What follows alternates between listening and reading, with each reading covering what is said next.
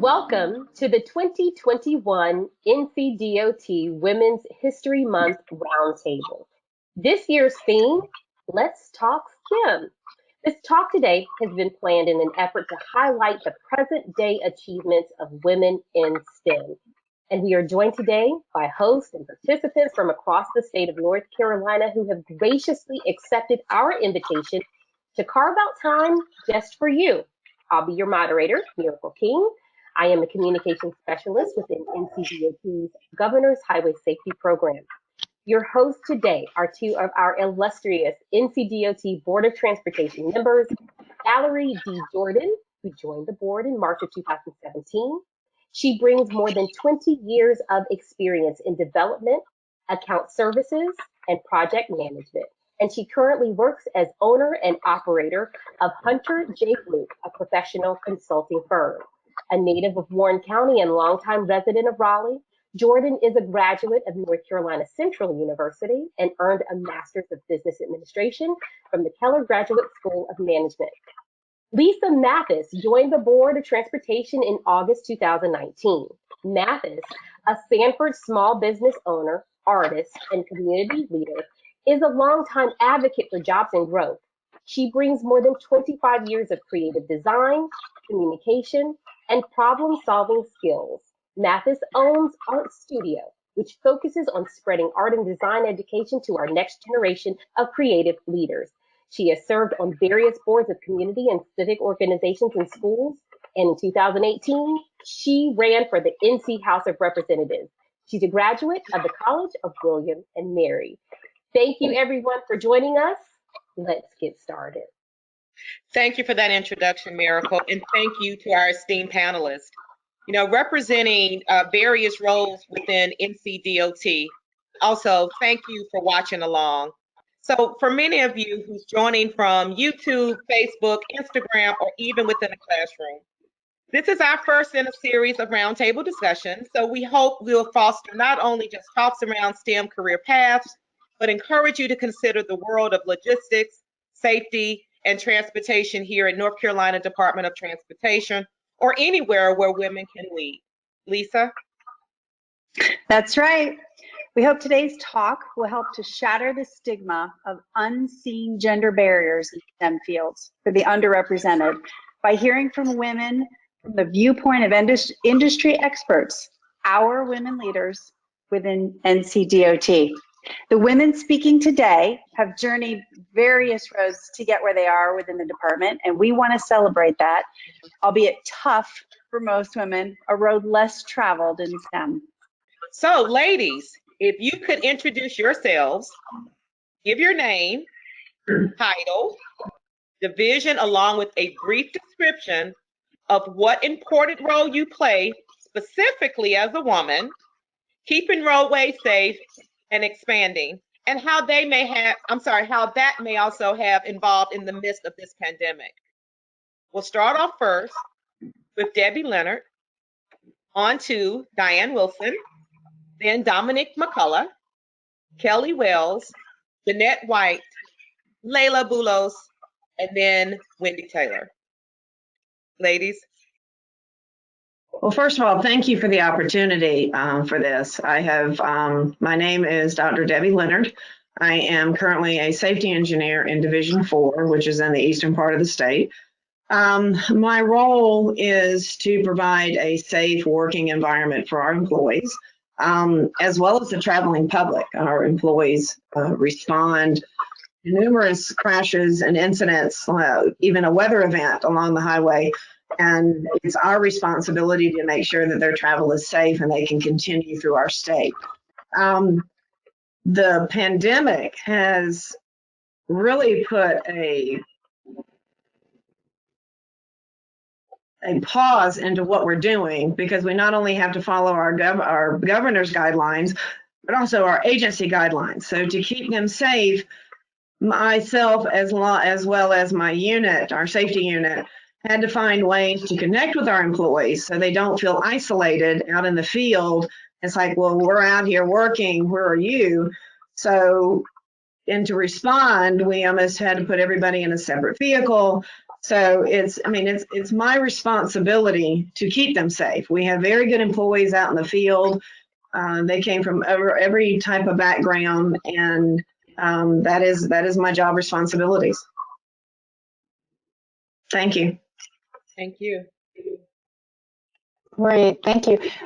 This is Diane Wilson, and I'm a Senior Public Involvement Officer for NCDOT. I don't work particularly with one division. We're centrally based with the Environmental Analysis Unit, and we serve all 14 divisions, 15 if you want to include aviation. We're here to make sure that the public has an opportunity to understand every project that NCDOT is doing. As a woman in that field, I feel like I have the opportunity to help people who normally wouldn't understand a project. And sometimes there's a little, I think, more empathy on the women's part, that we can understand how hard it can be for people, knowing what to ask, when to ask, how to ask. In doing that, and I will say since the pandemic, it's been a real change for us. We were moving into the area of virtual meetings. We've now been pushed completely into that. And the challenge has been not only involving the public and letting them understand and helping them understand, allowing them to ask questions about the process and feeling as though they're included in decision making as these projects are moving forward without the ability to one-on-one meet with them in person. So it has been a big challenge for us, but I think we've stepped up and really made this happen. We're hearing from more people, we're seeing more things, and new and better things every single day. Thank you for allowing me to be part of this. Thank you so much, Diane. Dominique? Hello, I'm Dominique McCullough, and I'm the Piedmont Triad Transportation Management Center Operations Engineer. It's a pretty lengthy title, but for short, we call it the TMC Operations Engineer. And basically, my responsibilities include maintaining our ITS devices here in the Piedmont Triad. That includes our cameras, our overhead signs, and our fiber. I'm also in charge of our day-to-day operations of our Transportation Management Center, which houses our, we used to have contractor operators, but now our DOT staff has actually taken over that role since the pandemic started. We had to release our contract staff, so my staff has actually stepped in to take over that role. We're also responsible for locating our devices out in the field as far as fiber and power lines in the field that are underground and overhead. One of the things that is very big with our unit, we're one of the frontline people as far as providing assistance to those on the roadways. You may be familiar with IMAP, the Incident Management Assistance Patrol. That's also housed out of our unit. We have the Piedmont Triad IMAP unit here. And we basically assist drivers along the roadways. We also keep drivers that are on the roadways alerted to upcoming road conditions, road work, through our overhead signs and TIMs as well. Ms. Wells will actually speak on that a little bit more. As far as the pandemic is concerned, we've also had to switch more to a virtual platform. We were able to, a positive, I guess you could say, from the pandemic was we were able to utilize some of the tools that we've already had in our toolbox, such as Microsoft Teams and other virtual platforms to reach different our different partners, such as law enforcement or other entities such as like coliseums or other places where events might be held. So using Teams has actually allowed us to do a lot more, attend a lot more meetings without losing that downtime of travel. We've been able to utilize those virtual platforms to be able to do our work at home and still remain connected to everyone here that's physically in our center. So that was another positive that we've experienced with the pandemic. Thank you so much, Dominique. That is awesome. You. And we'll next hear from Kelly. Hey, Kelly. Hey, thank you. And thanks, Dominique, for the setup, because Dominique and I work closely together. I work with Debbie Leonard. I've worked with Debbie Leonard. Should we say how long, Debbie, have we done this together? Do not do the math on that. No. Debbie and I go way back. Anyway, I'm Kelly Wells. I'm the State Traveler Information Engineer, and I work in the Traffic Operations section here in Raleigh. And I like to tell folks that my job is to keep traffic moving and tell people when it's not. So I'm a civil engineer, but I like to say that my job is a wonderful mix of art and science because I get to run a traveler information website. I get to run a traveler information phone line. I get to work with companies like Google and Apple and Waze all the time. I get to work on performance reports where we rate our success in doing the things that Dominique talked about. So crashes happen, and our job is to get them out of the road quickly through the resources that Dominique mentioned, through the things that Debbie does in her division. And as we try to get traffic moving again, we're always measuring our performance. So I get to do fun traveler information stuff. I get to do sciencey performance measure stuff, and I've had a great 21 years at NCDOT. This has been just a super fun time, and I'm so thankful. DOT has been very, very good to me, and I look forward to sharing more about that in a few minutes. So we're going to move to Leila. Hey, Leila.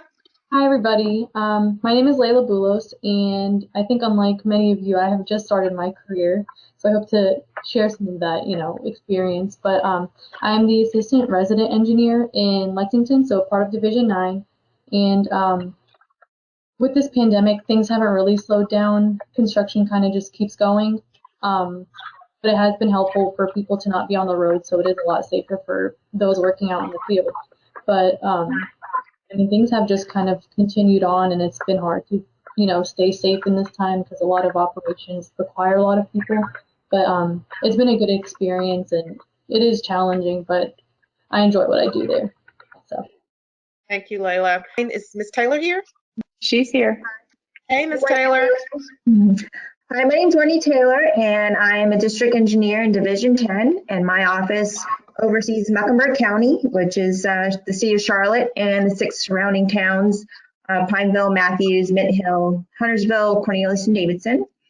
And in my office, we are responsible for plan review and permitting of utility installations and land development projects and municipal projects on state maintained roads in this county.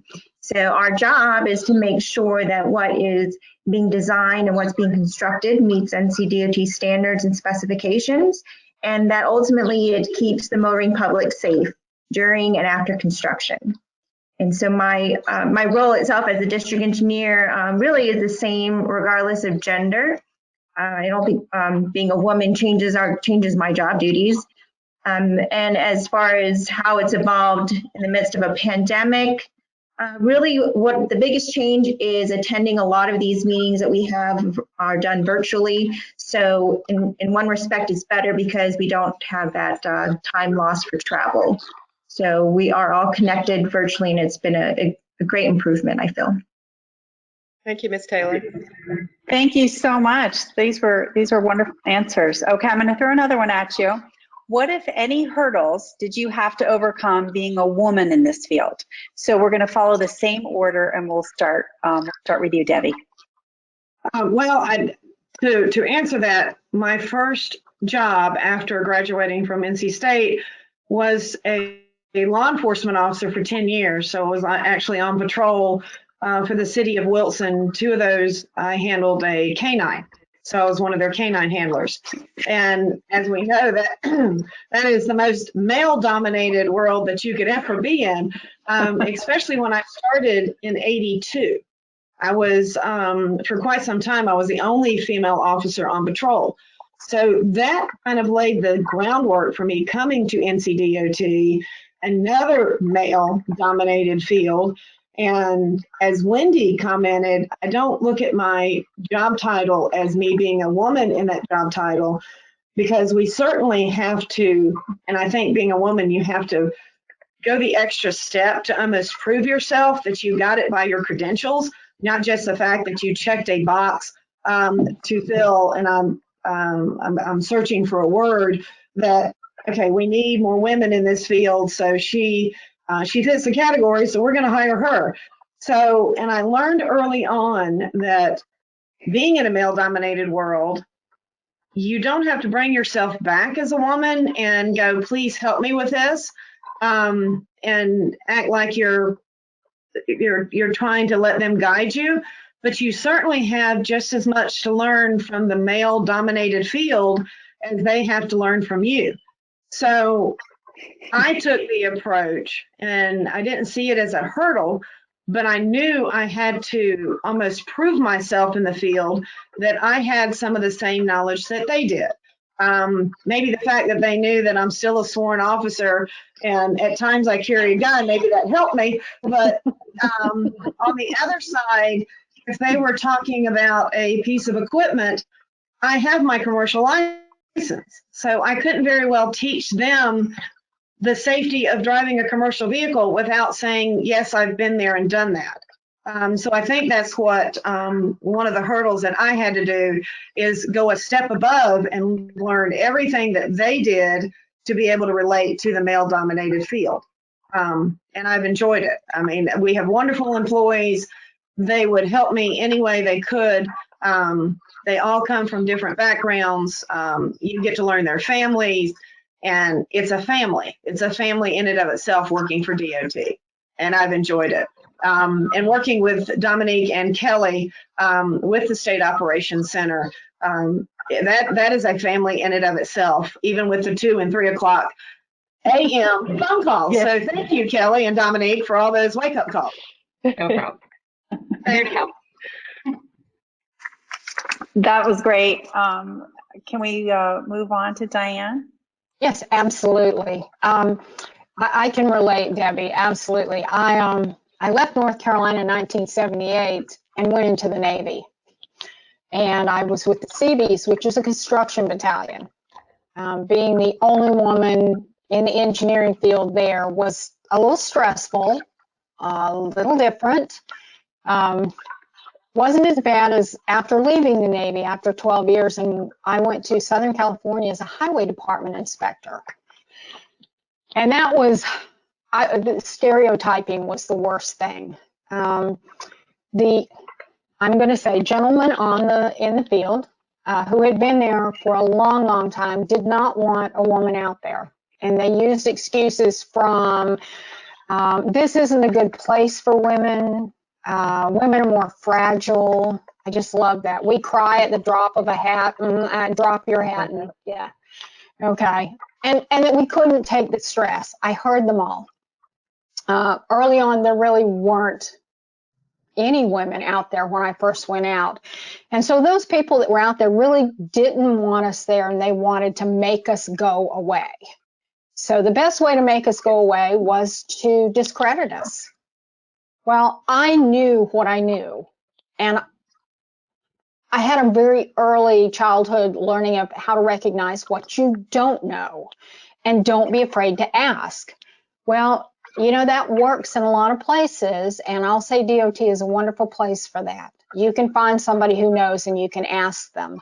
In those days, you couldn't. If you ask someone, I knew out of 30 contractors, 1 or 2 that I could ask that would give me an answer without going behind my back and discrediting me. So rather than turn to those people immediately, because it took a while, I spent a lot of late nights studying. I find out there was an issue on a project, and you've got to go look up how to handle it. Find out, and we didn't, I'll say this was way back, okay? This was like early 80s. We didn't have the computers. We didn't have Google. So you went home and you poured through the books, and you went early in the morning to coffee and found those people who would answer the question honestly. It's what you had to do. But you did that, and by doing that, you earned the respect of a number of those people. Mm-hmm. And I can honestly say that in and of itself helped me more than anything to realize, okay, you may not be able to ask somebody, but you can go find out. And you don't have to know everything. But if you can identify that mentor, I don't care if it's a man, a woman, it doesn't matter. But somebody who's willing to share that information with you, or maybe give you a different perspective on something that you had a question about, you will go so far. Jot it down, make a note of it, and say thank you for helping me. Develop those mentors. It meant so much to me. that now to be able to tell somebody else or help somebody else not run into that same pitfall. I mean, I think that's where we need to be, and it has helped remove a lot of those hurdles. Even though there are still a number of them in place today, it has removed a lot of them. I know personally the hurdles I've encountered are mostly the overlooked or underestimated hurdles. When I first began with DOT, I started in a construction unit and maintenance. And the joke was always brought up, why are your boots so clean? Are you afraid of the dirt? And I was like, well, I'm actually in the office, so there's no dirt in my office. So, I'm actually drawing the plans that you're using out in the field. So there's no need for me to have dirt on my boots.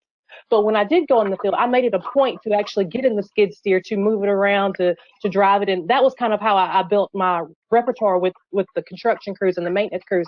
I let them see that I was not afraid to get dirty. I was not afraid to get out there and do exactly what they were doing. I can shovel asphalt. I could do it all. I could do the same thing you could do. It might take me a minute or two longer to pick up that same 50 pounds of asphalt, but I could still do it. Another thing that I've encountered actually recently, as a mother, I have staff that, like Debbie mentioned, the late night phone calls. Well, we've had an incident where people don't want to call me at night because they are aware I have small children. But I have to remind people that I know I have small children, but I took this position knowing that this position came with late night phone calls. It came with on-call, crazy times of the night, any time of the day, holidays, weekends. I understood that when I took this job. And just because I have a family life or an outside life outside of DOT, that does not mean that I can't do the job duties that are, and the responsibilities that are designated for this job. So that was just one of the, those are two of the hurdles that I've encountered as an engineer here at DOT. Cool. Thank you. And I'll say I really only felt one time in my career, one time, any different, because I was a woman. So I graduated in the 90s from college, and I went to my first job interview, my only job interview, the only thing I ever applied that I ever wanted to do. I went to the Federal Highway Administration, went over, got my job, did my interview, came back to my dorm room, and we didn't have cell phones back then. So I get back, and there's an answering machine message on my old-fashioned answering machine that says, would like to offer you this job. And I'm like, yes, this is great. So that's the only job I ever applied for. Got it, loved it, wonderful. Worked all over the US with Federal Highways, super wonderful experience. So one day some guys are talking, and they were talking about how hard it was to get their job. And it was the same year I graduated. And I said, well, what do you mean? And they said, well, you don't know what we're talking about. They said the year you were hired, if you were female and you had over a 3.0, you got the job. And so for 1 minute, I thought, I feel kind of bad about that. Like Debbie was saying, right? They had to check the box.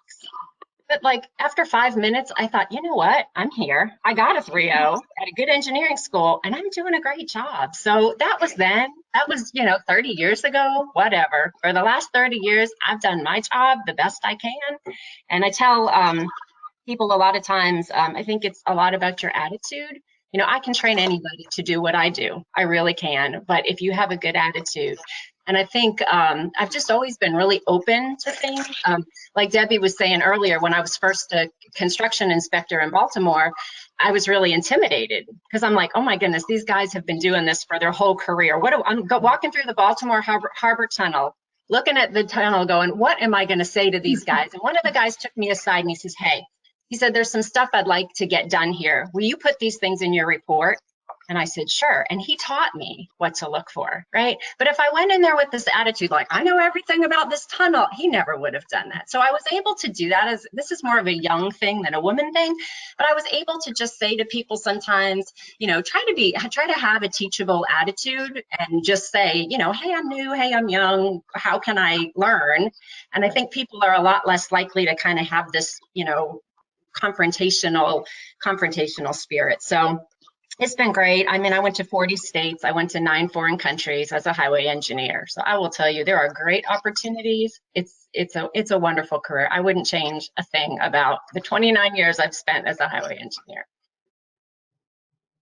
That is great. Are we up to Leila? Yes. So again, being kind of newer to engineering, the times have changed. So there may not be as many hurdles as some of you have experienced, but they're kind of subtle. So someone may not come out and tell me, you know, that I don't know what I'm doing in this field, but it'll be kind of, I'll be overlooked. And I have 4 brothers, so I can sit in a room as a minority and kind of, I don't want to say demand something, but kind of say what I need to say and be heard. Usually I am the only woman in the room, so that was probably the major hurdle. But again, kind of what Diane and Kelly said, I have really good mentors that don't, you know, look at me as a woman in engineering. They've just completely invested in me, and that's what has made this career pretty outstanding so far. And Wendy? Yeah, I would say one of the biggest hurdles that I had to overcome as a woman and also as a minority was basically being taken seriously. I've gone to being as a young engineer, I went to a lot of meetings with developers and contractors, and I was very easily overlooked. They wouldn't talk to me, or they thought that if I was accompanied by a male, they talked to the male versus talking to me. And I also remember having conversations with them and telling them this is what you need to do. And then they would turn around and call my boss, and, you know, like they wouldn't believe everything that I said. So, but, you know, gaining experience, growing your network, talking to people, you know, you get your name out there, and you also build a reputation. And so now I don't have those troubles anymore. I don't know for sure if males go through the same thing. I don't think so. But I guess a good tip of advice, you know, I went through construction on the training program, and just being willing to ask questions, learning. I think people are always receptive to being able to teach you new things. And I use that as a tool to not only grow in my career, but also learn how to talk to people and grow my network. Thank you. So we have another question for each one of our panelists. Some of you are mothers, caretakers, women of color, young, seasoned, with all of these barriers that keep you seeking solutions and pushing forward within this industry, specifically here at NCDOT. Could you tell us, what can you say to encourage those who look up to you as their role models? And we're going to start with Debbie. Well, thank you. That question opens up a lot of discussion. And Diane, I just wanted to comment on your Navy plug there. My father was career Navy for 32 years. So when you grow up on a military base and travel around, you have to become very independent. If any of you ever meet my mother, who is 96 now, very active, she was very instrumental on, she stayed at home after a career at the Pentagon and was my role model, that we can do this. My father was overseas for a lot of time, so it was, you know, she was raising 3 kids on her own. But it's when you talk about DOT, you've got the employees that keep you going on. You've got the industry that keeps you going on. There's been policy, guidelines, laws that have evolved over the years, working with Kelly and Dominique on the new incident management plans, and to go out and train and try to re-educate firefighters in another male-dominated field that, no, you cannot park that fire truck across the interstate and affect it and let it be safe. So it's like, oh, don't call Debbie, she's going to come and make us move our vehicles. But I do show up and make them move their vehicles. So it's you have to continue your training, you have to continue your education. And just finishing a PhD almost toward the end of my career is like, why in the world? What did you need it for? And it's like, you still have to continue. You don't slow down at the end of your career. Nothing is certain that you're going to maintain your career. And I tell anybody that wants to get in this field, do the work. You have to, not that you have to prove yourself beyond what your male counterparts can do, but you have to show up with even more. You have to show up with the attitude, I've been there, I have done the job, I have gotten on that skid steer, I have gotten on that motor I know how to run a backhoe. And as soon as I remember this wreck I responded to with Highway Patrol. And we work very closely with Highway Patrol and our law enforcement partners. And it was involving a four-wheeler. And everybody had left, and the four-wheeler had to be removed from the roadway. And bless his heart, the trooper gets on there and is trying to start it. And I walked over to him and I went, you don't know how to start this, do you, hon? And he goes, no. And by luck, it was the same four-wheelers that DOT uses. So I knew exactly what to do. And he said, help me start it, but can I drive it? And I said, yes, I won't do that to you. So I helped him start it. So people around you, it's okay. It's okay. You have to share. It's a give and take. And again, I don't think any of us got our jobs just because we were women. We had the credentials and the training and the education behind it. So again, thank you for allowing me to be part of this. Thank you so much, Debbie. Diane. Yes, honestly, I'll say that what drives me every day is I want to make today more meaningful than yesterday was. I want to learn something new, I want to do something new, or I want to share something. I think, to me, like Debbie said, it's important that we show up and we give our very best every day. We learn what we can from somebody else. We help other people every time we can. We need to feel, and this is something I think a lot of younger women especially, and some of us older went through a long period of feel confident and take credit for the work we do.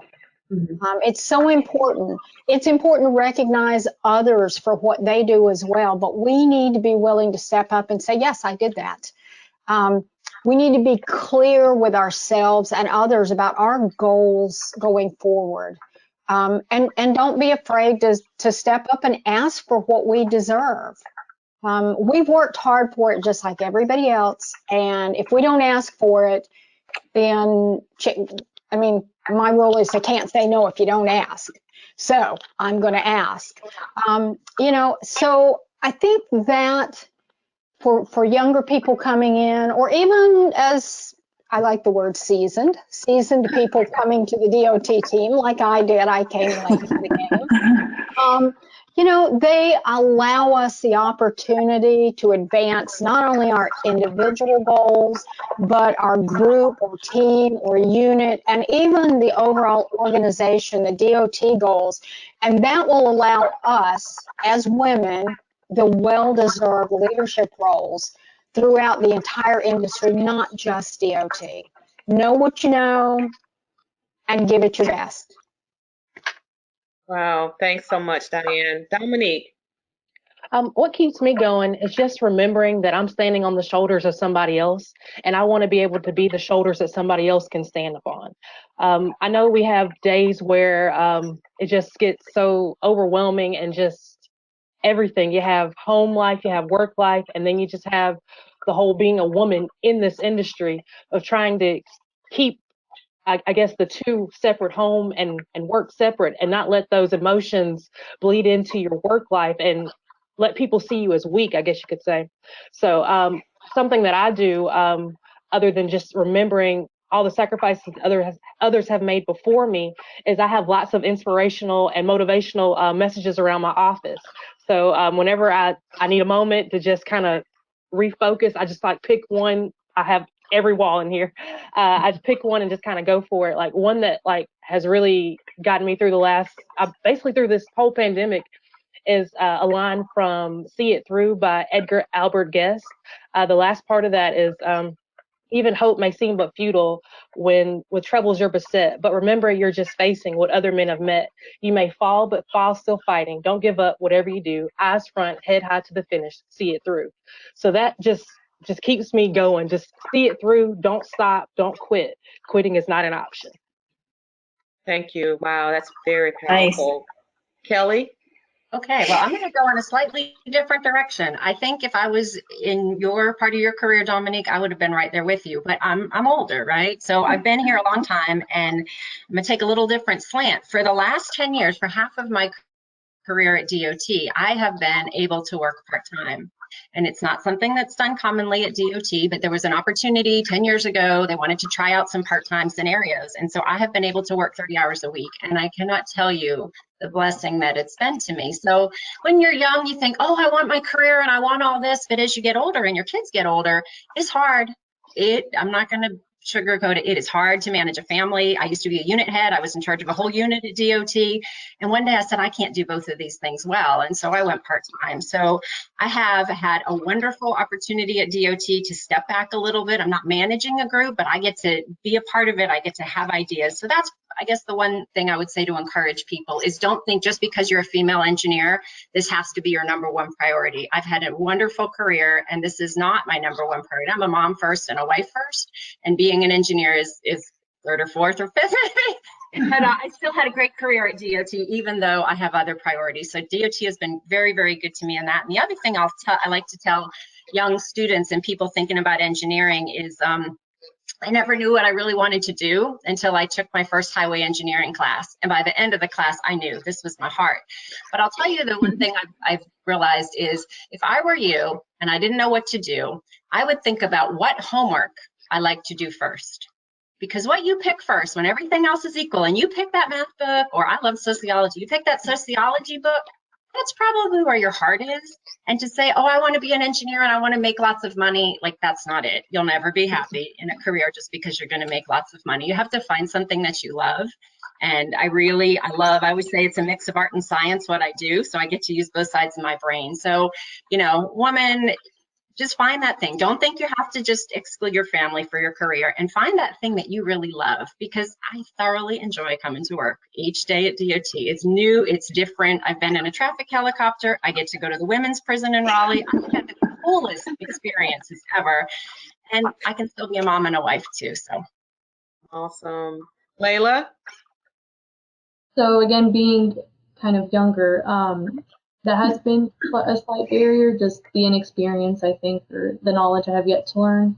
But again, working with DOT, everyone here that I've worked with so far has been very innovative and have completely invested in me. So, I come to work knowing that I'm going to solve a problem, and everyone that I'm working with is also going to, solve a problem for whether it's related to construction, but it all ties back to the public as well. So we know we're doing good here. And having those role models, I think, have encouraged me to be one as well for students coming in or wanting to choose them, or even choosing construction. A lot of young engineers want to go to design, and especially as a female, construction is kind of the last place anyone wants to be, but I've truly enjoyed it, and it's been very fulfilling. So I'm encouraged, I think, to be a woman in that field rather than have joined design. Thank you, Leila. Then we'll next hear from Wendy.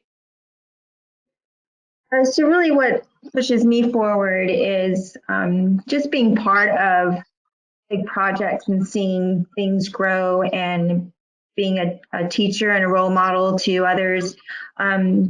Charlotte's growing. It's grown a lot over the years, and I've had the honor and privilege of being part of teams that have built some of these projects. For example, like the Blue Line extension with the light rail train, and now the streetcar, and watching these major projects grow and change the landscape of the city. It's been really, like I said, it's been a real honor. And, being part of solutions and help problem solving and finding solutions to issues that arise during design and construction. It's been an amazing experience. I've learned a lot working at DOT, and I can't wait to see what else I'm going to learn, because every day is different. Working in such an urban county, it's like drinking out of a fire hose every day, but we learn a lot and we get exposed to a lot of different things. So I really look forward to the rest of my career and seeing what else I can learn. Great, thank you. I am so inspired by all of you. It is so exciting for us to see all of your faces. This makes me so happy.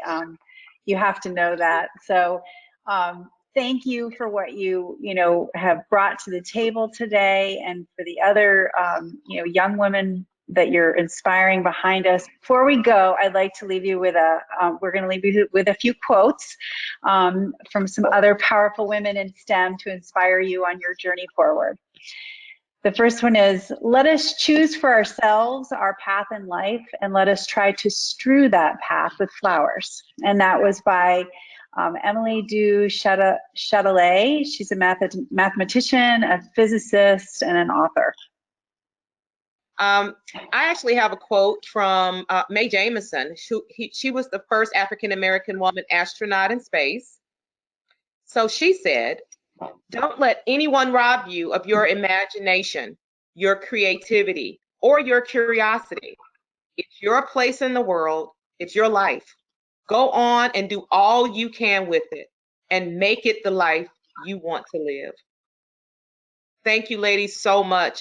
Again, Lisa, as you said, you just inspired me. And I really appreciate all that you do for North Carolina Department of Transportation. So thank you so much for spending the time with Lisa and I today. Thank you.